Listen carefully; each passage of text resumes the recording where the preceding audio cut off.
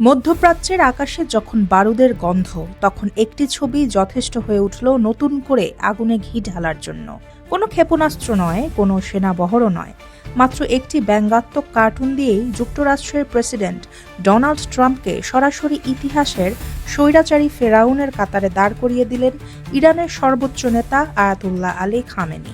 সোমবার 12 জানুয়ারি সামাজিক যোগাযোগ মাধ্যম এক্সে খামেনির আনুষ্ঠানিক অ্যাকাউন্ট থেকে পোস্ট করা এই কার্টুনে ট্রাম্পকে প্রাচীন মিশরের মমি সংরক্ষণের কফিন সারকোফাগাসের ভেতরে একটি ভঙ্গুর মূর্তি হিসেবে দেখানো হয়।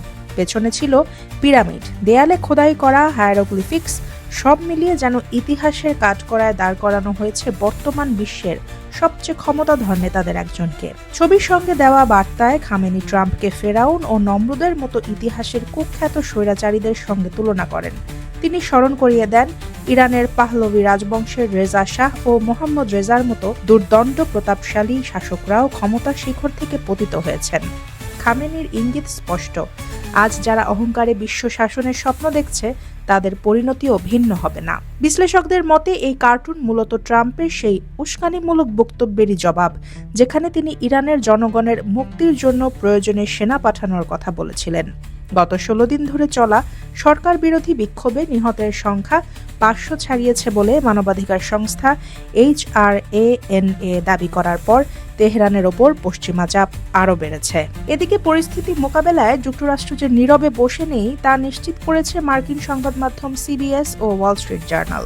তাদের প্রতিবেদনে বলা হয়েছে, হোয়াইট হাউস ইরানের বিরুদ্ধে সাইবার হামলা, আরও কঠোর অর্থনৈতিক নিষেধাজ্ঞা কিংবা সরাসরি সামরিক অভিযানের মতো বিকল্প নিয়ে সক্রিয়ভাবে ভাবছে। ট্রাম্প নিজেও এয়ারফোর্স ওয়ানে সাংবাদিকদের বলেন, আলোচনার আগেই যুক্তরাষ্ট্রকে পদক্ষেপ নিতে হতে পারে। হোয়াইট হাউসের কর্মকর্তাদের মতে ইরানের সামরিক অবকাঠামোর বিরুদ্ধে সাইবার অস্ত্র ব্যবহার কিংবা অনলাইনে সরকার বিরোধী তৎপরতাকে আরও জোরদার করার পরিকল্পনাও আলোচনায় আছে। অর্থাৎ যুদ্ধের ময়দান শুধু ভূমি বা আকাশেই সীমাবদ্ধ থাকবে না, ডিজিটাল দুনিয়াতেও ছড়িয়ে পড়তে পারে। ইরান ইতিমধ্যে স্পষ্ট করে জানিয়েছে, যুক্তরাষ্ট্র কোনো ধরনের হামলা চালালে তার জবাব কঠোরভাবেই দেয়া হবে। খামেনির এই কার্টুন পোস্ট তাই শুধু ব্যঙ্গ নয়, এটি এক ধরনের রাজনৈতিক চ্যালেঞ্জ এবং মনস্তাত্ত্বিক যুদ্ধের অংশ বলেই মনে করছেন পর্যবেক্ষকরা। ট্রাম্পের গ্রেট ইরান গড়ার আহ্বানের বিপরীতে খামেনির তাকে ক্ষমতা থেকে উৎখাতের বার্তা, দুই পক্ষের এই অবস্থান মধ্যপ্রাচ্যের ভূ রাজনীতিকে আরও অনিশ্চিত ও বিপজ্জনক করে তুলছে। আন্তর্জাতিক বিশ্লেষকদের আশঙ্কা, এই কথার যুদ্ধ যে কোনো সময় রূপ নিতে পারে বাস্তব যুদ্ধের আগুনে। একটি কার্টুন দিয়ে শুরু হলেও এই সংঘাতের পরিণতি যে শুধু কাগজে কলমে সীমাবদ্ধ থাকবে না, সে আশঙ্কাই এখন ঘুরপাক খাচ্ছে গোটা বিশ্বের কূটনৈতিক মহলে।